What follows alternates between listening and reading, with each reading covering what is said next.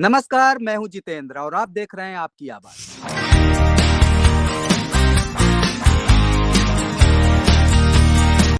दिल्ली के चुनाव के मात्र 5 दिन शेष हैं।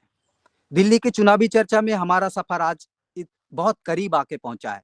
इस चर्चा में भाग लेने के लिए आज हमारे साथ खास मेहमान हैं राहुल मिश्रा जी। राहुल मिश्रा जी बहुत ही वरिष्ठ पत्रकार हैं।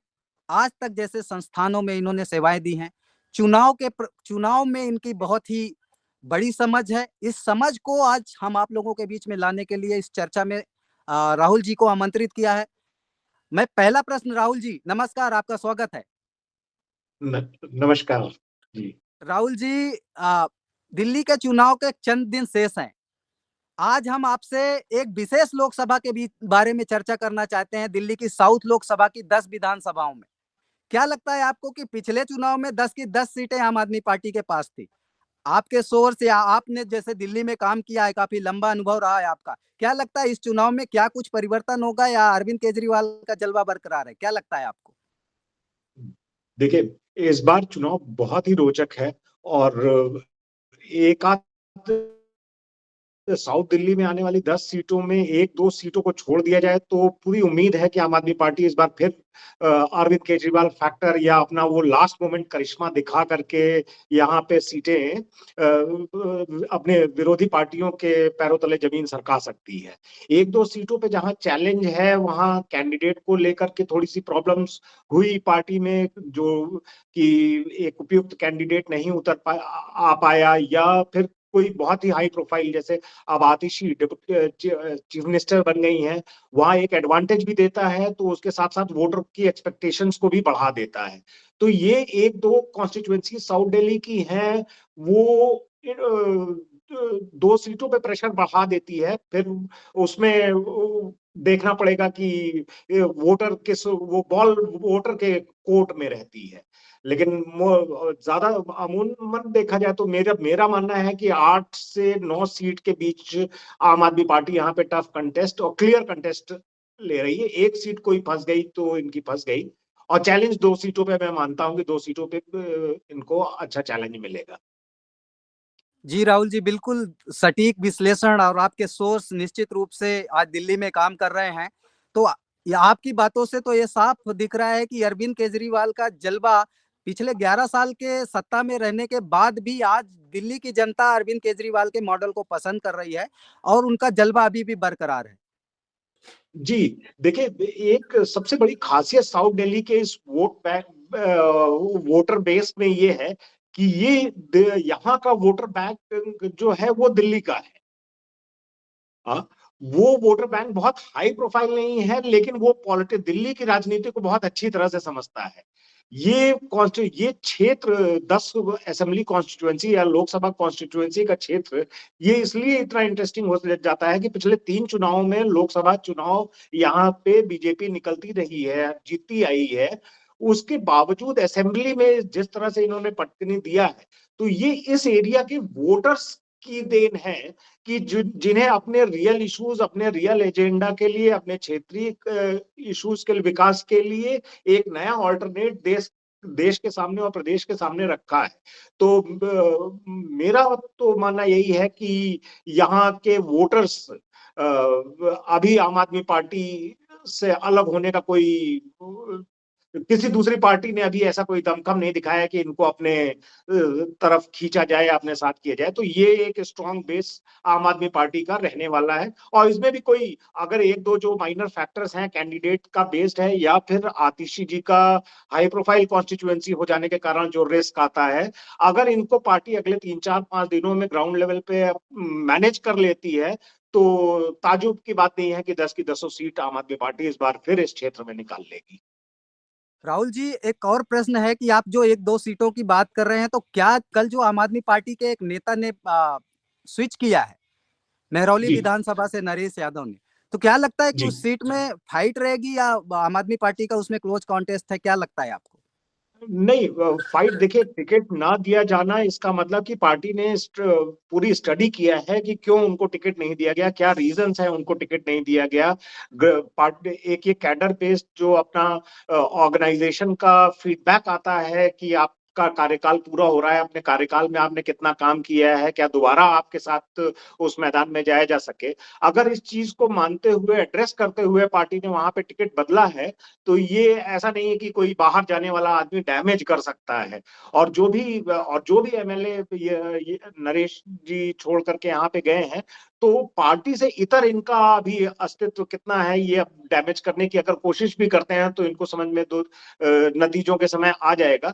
मुझे नहीं लगता है कि कोई ऐसा खास वो, हाँ, अगर किसी बड़ी पार्टी में शिरकत कर गए होते, किसी बड़ी पार्टी ने इनको चेहरा बनाया होता, या ये हमेशा अपने किसी काम के चलते ये लाइमलाइट में रहे होते, तो ऐसा कुछ था नहीं। ये केवल एक डिसग्रंट था, जो डिसग्रंट आपके आपके फीडबैक से उजागर हुआ। जो पार्टी का मैकेनिज्म है फीडबैक लेने का और टिकट को, तो ये मोर और लेस वोटर फ्रेंडली चीज ही है। अगर वोटर के बीच आपकी शिकायतें हैं, वोटर के बीच आपका नॉन परफॉर्मेंस है, तो पार्टी अगर आपका टिकट काट देती तो वो पार्टी को नुकसान नहीं, बल्कि पार्टी के फेवर में जाता।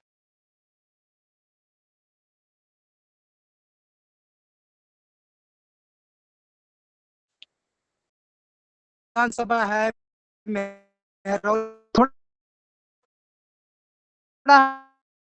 हम विधानसभा बार भी चर्चा कर लेते हैं। पहला विधानसभा जी देवली विधानसभा, अम्बेडकर नगर विधानसभा में पिछली 3 वर्ष से आम आदमी पार्टी विधायक रहे हैं। काफी उनका विधानसभा में जोर रहा है, जनता के काफी करीब हैं वो, जनता के काम करते अक्सर देखे गए। इन तीनों विधानसभाओं से जो चर्चा में बात सामने आई है कि इन तीनों विधानसभाओं में आम आदमी पार्टी आज भी एज में है, वहां आज भी आम आदमी पार्टी का जलवा बरकरार। क्या आपको नहीं लगता कि इसमें आम आदमी पार्टी के साथ साथ अरविंद केजरीवाल की एक बहुत बड़ी जीत दिख रही है कि 11 साल की सत्ता के बाद भाजपा के इतने बड़े खराब नैरेटिव सेट करने के बाद भी आज आम आदमी पार्टी इतने एज पे खड़ी है कि 10 में से 8 सीटों को तो क्लियर मैंडेट मिलने की उम्मीद है और 2 सीटों में फाइट दिख रही है। तो नहीं लगता आपको कि ये एक बहुत बड़ी जीत होगी आम आदमी पार्टी की? बिल्कुल, देखिए, आम आदमी पार्टी की सबसे पहली जीत पिछले तीनों चुनावों में या लोकसभा चुनाव में भी जो देखने को मिली है, कि इसने हमेशा अपने ओपोनेंट को बैकफुट पे ही रखा है। अ, ये 2014 और 19 का चुनाव, भारतीय जनता पार्टी का लोकसभा कैंडिडेट जो यहाँ पे चुनाव जीतता है, 2024 के चुनाव में आकर के पार्टी बैकफुट पे जाती है और अपने कैंडिडेट को बदल देती है। चलिए, ये लोकसभा कॉन्स्टिट्यूएंसी थी, लोकसभा का चुनाव था, दृष्टिकोण अलग रहता है, वोटर साइज बहुत ज्यादा 22-24 लाख 25 लाख के आसपास वोटर साइज चला जाता है, इसलिए बीजेपी का चुनाव वहां से निकल जाता है।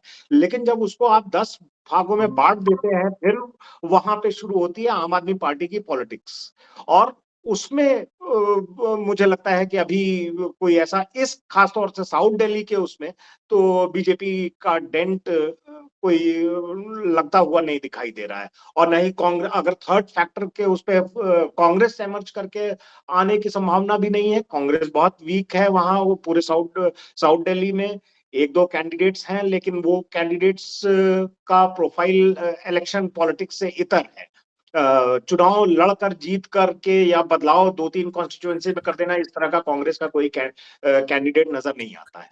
तो बाकी कॉन्स्टिट्यूएंसीज में भी आम आदमी पार्टी को मैच करने के लिए अभी कैपेबिलिटी मुझे दूसरी पार्टीज में नहीं दिखाई देती। बिल्कुल राहुल जी, आपने बिल्कुल मुद्दे की बात करी कि कांग्रेस का चूंकि वोट प्रतिशत नहीं है, कांग्रेस कहीं दिल्ली में फाइट में नहीं दिख रही है और उसका लगातार वोट प्रतिशत आप देखें कि 2003 से लेके यदि आज तक के सफर 93 से लेके आज तक के सफर को देखें तो पिछले चुनाव में कांग्रेस 4.25% पे अटक गई थी दिल्ली के जी चुनाव में। वो जी, पिछले दो पांच चुनावों सात में तो उनके परसेंट आंकड़ा भी जीरो भी नहीं हटा हाँ, पाए। तो जी दिल्ली जी के चुनाव में डायरेक्ट फाइट जो है आम आदमी पार्टी और भारतीय जनता पार्टी के बीच में है, कांग्रेस कहीं फाइट में दिख नहीं रही। जी जी जी, तो बिल्कुल बिल्कुल। एक एक मेरा प्रश्न है कि कांग्रेस का जो जो साउथ लोकसभा की एक कालका जी सीट है जहां से अभी वर्तमान में जो मुख्यमंत्री हैं आतिशी जी, उस सीट में अलका लांबा को कांग्रेस ने उतारा है। क्या जी लगता है कि आतिशी के सामने वो कहीं टिक पाएंगी? चूंकि आतिशी का एक बड़ा चेहरा हो गया है दिल्ली दिल्ली में, एक मुख्यमंत्री का उनको एक एज मिलता हुआ दिख रहा है और भारतीय जनता पार्टी भी क्या कहीं वहीं टिकती हुई दिख रही है या पूर्व के भांति ही कालका जी विधानसभा में भी इस बार भी आम आदमी पार्टी का परचम लहराएगा? क्या लग रहा है आपको? देखिए, कालका कॉन्स्टिट्यूशन में अलका लांबा जी आई हैं, और अलका लांबा जी के पिछले 10 साल के पॉलिटिकल एनालिसिस को देखें तो उनकी ग्रोथ जो भी कुछ पॉलिटिकल स्टेचर में हुई है वो ऑर्गेनाइजेशन के अंदर हुई है। ग्राउंड पे उनकी ग्रोथ का कोई वो एग्जाम्पल हमको देखने को नहीं मिला है। हाँ, पार्टी में उन्होंने अपनी हायरार्की बढ़ा ली, एक पद पे बैठ गए, दूसरे पद पे बैठ बैठ गए हैं, उनके पार्टी में मीटिंग्स अच्छी हो जाती हैं। उसके अलावा ये नहीं देखने में मिला कि लोकसभा चुनाव में उनके चलते किसी तरह का कांग्रेस को कोई फायदा पहुंचा हो। तो एक तरीके से देखें, नाम बड़ा है, दिल्ली विश्वविद्यालय की अध्यक्ष रही हैं, चुनाव लड़ी हैं, छात्र राजनीति से अलका लांबा आई हैं, लेकिन वो मैदान की राजनीति, फील्ड की राजनीति अलका लांबा ने दिल्ली में पर्याप्त इतना वो नहीं किया है कि उसका उन्हें कोई लाभ कांग्रेस को दिला पाने की क्षमता उनके अंदर आई हो। तो ऐसा बड़ा चैलेंज, और वो भी आतिशी के सामने, तो ऐसा बड़ा चैलेंज मुझे नहीं लगता है कि अलका लांबा से कोई थ्रेट या चैलेंज उनको मिलता हुआ दिखाई दे रहा है। बिल्कुल राहुल जी, बिल्कुल अरविंद केजरीवाल का जो स्वास्थ्य, शिक्षा, बिजली, पानी का मॉडल है, उसके सामने कांग्रेस निश्चित रूप से दिल्ली में लगभग बैकफुट पे है। और भारतीय जनता पार्टी को भी बहुत लाभ होता तो अभी तक नहीं दिख रहा है। आगे देखना है कि ये परिणाम में कितना तब्दील होगा या आंकड़े क्या आएंगे, वो तो 8 तारीख को चुनाव परिणाम जब आएंगे तब पता चलेगा। आपसे जी, दो जितेंद्र विधानसभाओं जी, के बारे में। हाँ, मैं एक जी। बात और इसमें जोड़ देना चाहता हूँ जितेंद्र जी।